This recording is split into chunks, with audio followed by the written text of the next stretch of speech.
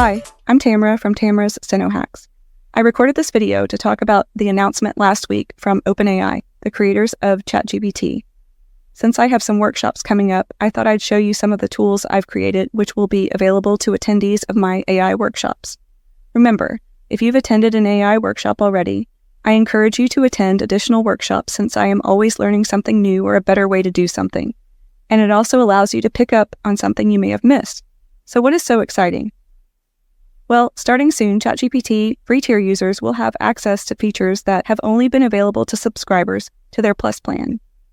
Up to now, if you use the free version of ChatGPT, you were using an older version, GPT 3.5.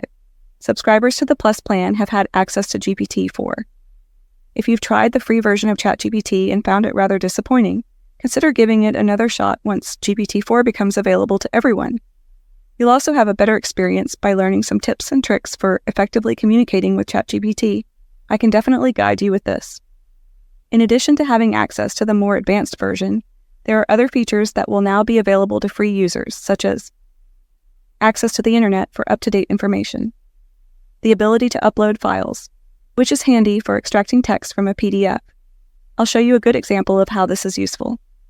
Image upload will be available so you can chat about photos you take. I used this a few weeks ago when I was looking for the drip pan under my fridge. I took a photo and asked ChatGPT where it could be. After telling me I might want to do some dusting, I found it. The voice feature has been around for a while and is available to free users. The voices sound fairly natural right now. With the announced updates, it will have a little bit more personality. It will be able to process and respond to live video inputs, so you can have real-time conversations. Imagine how much easier it will be to pick out an outfit when you have a friendly assistant to offer you suggestions. I'm joking, sort of. There are more updates that I only have partial access to. I'll demo them in a workshop or video as soon as I have access. Free tier users will also have access to GPTs. In the workshops, I share my tools, but it involves some setup on your part.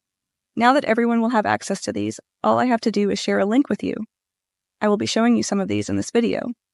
Before I move on, let me explain a few things because you might have noticed the different ways I've said GPT so far. Let's clear that up. ChatGPT, GPT, GPTs. First, GPT. This is the information, the AI, that ChatGPT connects to when answering questions. Second, ChatGPT. This is a program, a chatbot, created by a nonprofit research organization called OpenAI. Third, and to make it even more confusing, GPTs. A GPT is a specialized version of ChatGPT. Unlike ChatGPT, which is a general-purpose chatbot, a GPT is designed with specific instructions for certain tasks and may use source documents for information. Here is where the public GPTs are.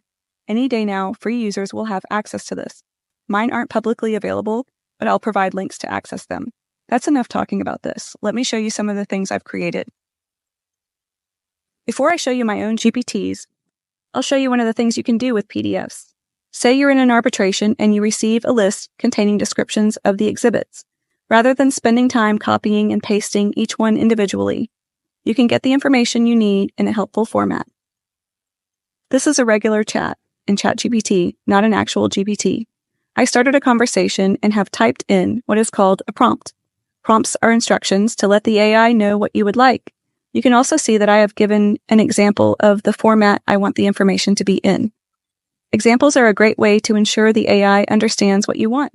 Next, I'll add the PDF containing the exhibit information by clicking this paperclip here, and then searching for the document on my computer. Remember, if you're on the free version, you won't see this paperclip available just yet. After I have found the document, I'll press Enter. As you can see, some information was ignored and the other information was formatted as in my example.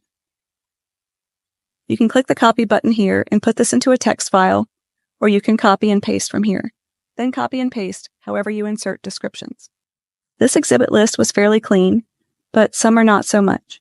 You can also ask the AI to put parentheses around Bates numbers if they aren't already there, if that's how you have them in your appearance pages. What I'll be showing you now are a series of GPTs. Remember, these will all be available to you to save in your ChatGPT account. It's as simple as clicking a link to, quote, install them. Each of them will have a README file with instructions. I'll show where this is in the demos here. Some of the things I'll show you can simulate on your own, but some are complex and ones I have spent a lot of time on. So you don't have to. The first GPT I'll show you is one that I have instructed to look up attorneys. Return their information in the format of your choice for your appearance pages, including links to verify the information. Mostly it's important with nationwide firms. If the bot has trouble finding the individual attorney, sometimes it will return the headquarters address. If you add the city the attorney is located in, that will help. Even if you use your CAT software's vCard feature, this is a convenient way to make sure that the information in your database is correct in case anything has changed. Here is the README that I mentioned. It's not a file, but if you click it, you will get instructions. You can compile a list of attorneys and then copy and paste here. You can also type the attorneys straight into the message, each attorney on its own line. If you hold the Shift key and press Enter, it will create a new line instead of sending the message. There's a reminder of this in the instructions. Send the message and then watch the bot do the work for you. I put 9 attorneys in this list, but I've done a lot more than that. Here are the links to the attorney's bio pages to verify the information. To accommodate your preference, I have added this question at the end. All you need to do is list the number that applies, and the bot will reformat the response. ChatGPT has what's called a memory feature. You can try asking it to remember your preferences in the future, and in theory, it's supposed to do that. Either way, you still won't have to type anything.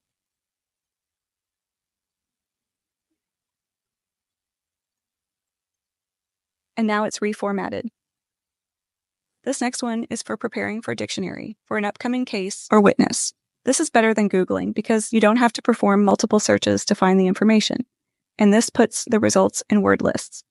If you want the list in a different format, just ask.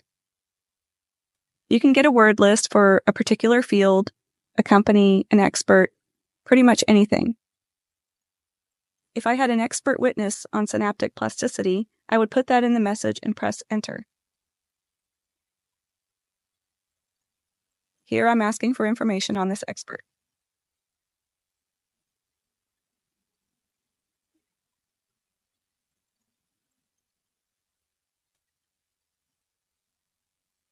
This GPT is set up specifically to help court reporters. Imagine having 24/7 tech support with easy-to-follow instructions when troubleshooting. When you're having tech issues, it can be time-consuming to wade through all of the things that Google presents you with. What's better than asking a question, getting the answer, and then being able to follow up with questions and work through your issues? I'll go through a few common problems to show you the type of responses you will get.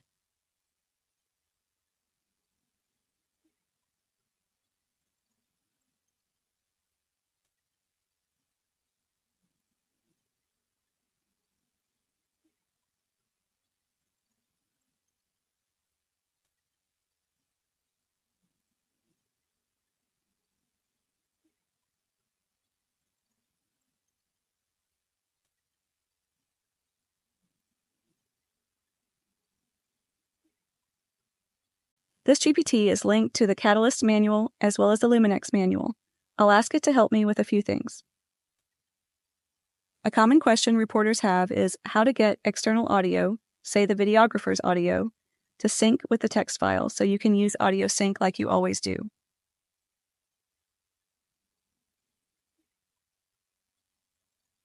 Now I'll ask how to add things to my toolbar. These are the functions across the top of the Catalyst window.